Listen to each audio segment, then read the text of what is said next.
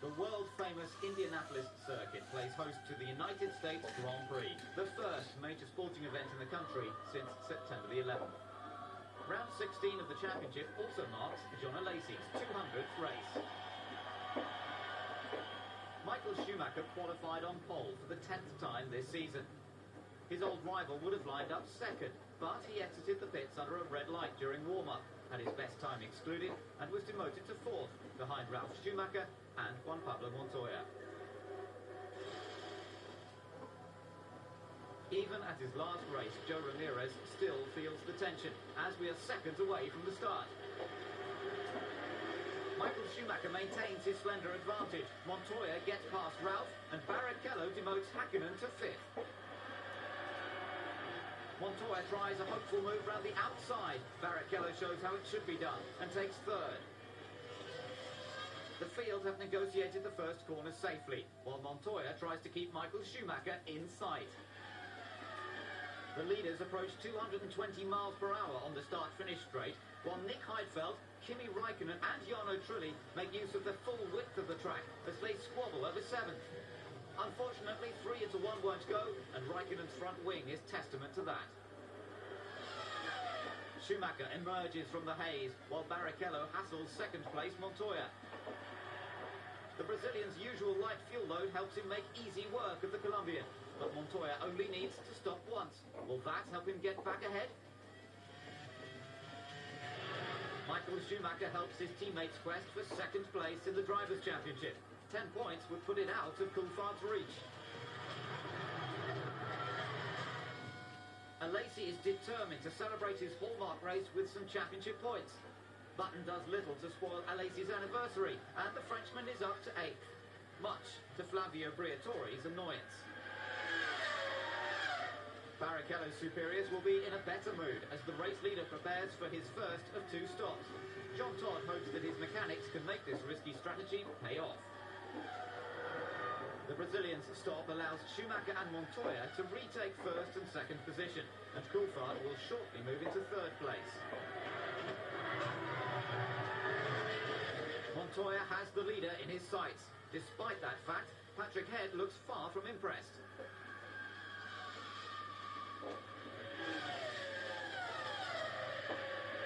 Once again, Montoya uses his US racing knowledge to get good momentum off the banked curve and tucks into the world champion's slipstream. Schumacher is wary of a move down the outside. He leaves the inside exposed, and Montoya isn't slow on the uptake.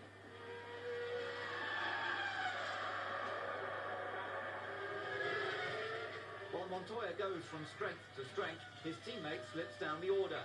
Nick Heidfeld takes 8th place with ease. Heidfeld's antics make great viewing for the Sauber mechanics, while their Williams counterparts have more pressing matters to deal with. Montoya exits after his sole stop and rejoins 5th behind Barrichello. Ralf Schumacher has had a lackluster race, and it doesn't get any better. That self-induced retirement will go down like a lead balloon in the Williams garage.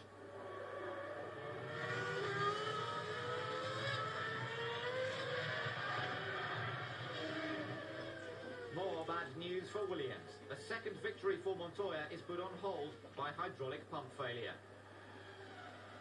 This wasn't the triumphant return he had been hoping for, but it was great while it lasted. Pedro de la Rosa's confidence has been boosted by his points finish in Italy, and he now targets the top 10, but his competitive instincts get the better of him, and Villeneuve pays the price.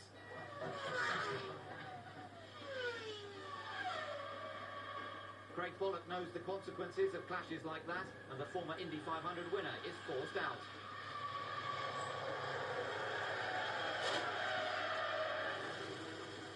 With all the drama up front, Häkkinen's progression to second has gone almost unnoticed. Have his mechanics done enough to keep him there? To the world champion's dismay, the answer is yes. However, Häkkinen leading Schumacher has not exactly been a common sight this season. The Ferrari pit crew prepare for crunch time. Ross Brawn braces himself as Barrichello is in for his final stop.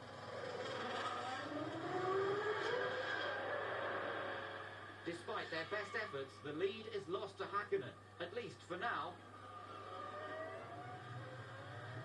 Eddie Irvine is enjoying one of those rare occasions when his Jaguar doesn't mask his skills. Heidfeld has left a big gap down the inside, and Irvine takes sixth.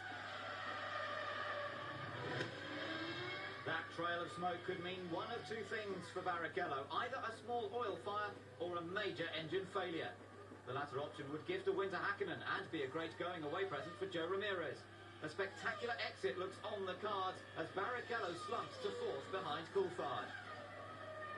Ross Brawn prepares for the inevitable, and Barrichello's V10 delivers. This ensures that the battle for second place in the championship will go down to the wire.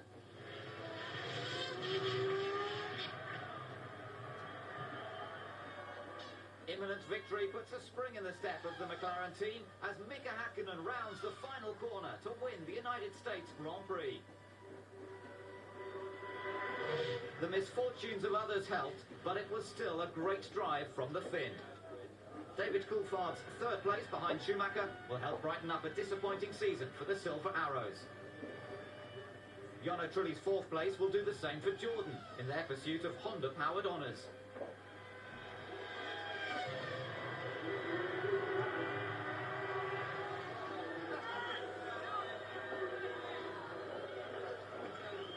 Häkkinen gives the impression of a man who has had the weight of the world taken off his shoulders.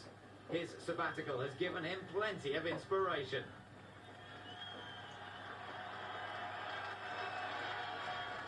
That was definitely one of the highlights of this season for me, definitely.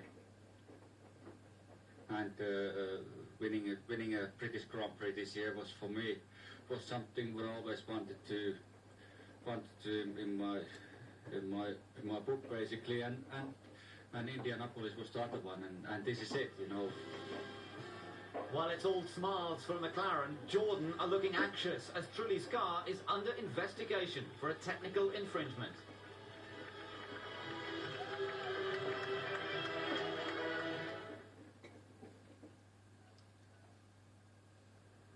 The Suzuka circuit in Japan hosts round 17 of the championship. We are near the end of a long, hard season, and unsurprisingly everybody is in party mood.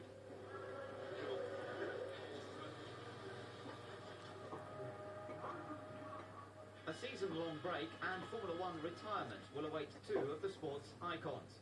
Mika Häkkinen is taking a year out, which could turn out to be permanent, while Jean Alesi will compete in his 201st and last Grand Prix. Alex Young's third race will start from the pit lane thanks to an electrical fault. He'll be joined by Bernoldi, who stalled his arrows. Pole sitter Michael Schumacher gets a good start, followed by the Williams of his brother and Montoya. Fisichella utilises Benetton's excellent launch control system to threaten fourth place Barrichello. The Brazilian shrugs off the attentions of the Italian and sets his sights on Ralf Schumacher. It almost goes without saying that Barrichello is running a light fuel load. For Barrichello's three-stop strategy to work, he needs to pass Ralf Schumacher, but the former Japanese Formula 3000 champion knows every inch of this track. However, local knowledge is no defence against a light Ferrari, and third place is Barrichello's. Adventurous driving further down the grid has cost Frentzen his front wing, and any chance of ending a difficult season on a high. Barrichello is now right in Montoya's wheel tracks. The Brazilian brakes as late as he dares into the chicane, and even the Williams mechanics are in awe of that manoeuvre. The battle for second rumbles on as Montoya powers down the inside of Barrichello to retake that second place. Raikkonen's progress grabs all the attention in the Sauber garage as 10th placed Alesi is on the prowl. The Frenchman edges ever closer, but that counts against him when the Finn suffers suspension failure.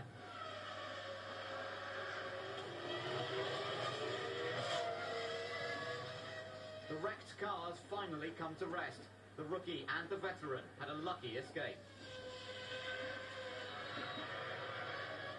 Relief tinged with disappointment at the Jordan garage this is hardly the way to end a distinguished Formula One career.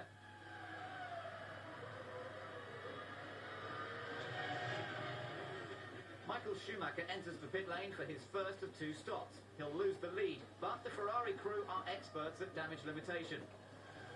Ilya Häkkinen looks concerned, and with good reason. Her husband is about to renew acquaintances with his old rival, who rejoins in force. Everybody wants a lasting image of the battle for third, as it may be the final chance to see 2 of the greatest drivers of recent history locked in combat. Schumacher uses all the curbs to position himself perfectly for an attack on the start-finish straight. He goes for the inside, but Häkkinen shows no sign of throwing in the towel and snatches back the racing line to stay in third. The Williams mechanics get ready to receive the race leader. As in Italy, Montoya takes on used front tyres and rejoins in 5th, behind David Coulthard's McLaren.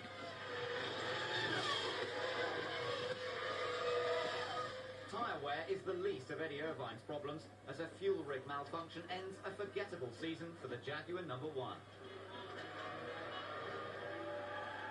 Dickie Stanford takes a reluctant stroll across the pit lane as Ralf Schumacher is sentenced to a 10-second stop-go penalty for repeatedly straight-lining the final chicane. The German's punishment coincides with Rubens Barrichello's second stop, and the Brazilian strategy will go further down the toilet if Ralf gets out ahead.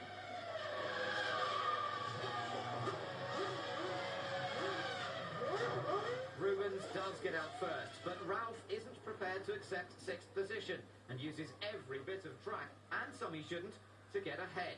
But a momentary problem slowed the Brazilian, and that could get Williams off the hook.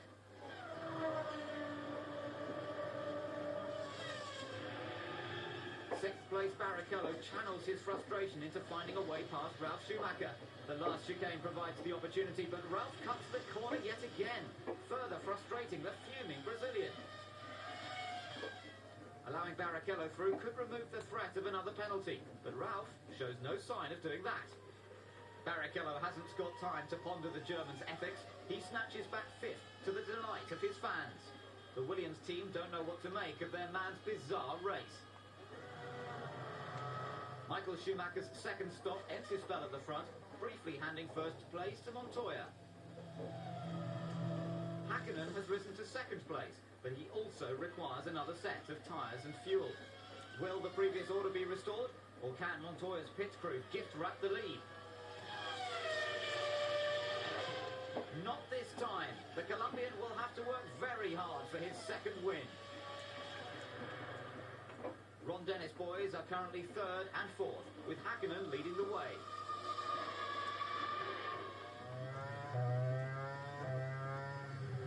The Finn's team-playing instincts come to the fore as he lets Coulthard into 3rd. The Scot could take 2nd in the Drivers' Championship with a podium finish here. In contrast, gearbox problems end Fisichella's race and Benetton's last season on a flat note. As they have done 8 times before this season, Maranello's finest storm the pit wall to greet their favourite son.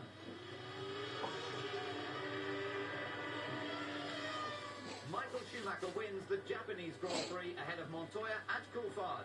He's now equalled Nigel Mansell's record of 9 wins in a season for the 2nd time.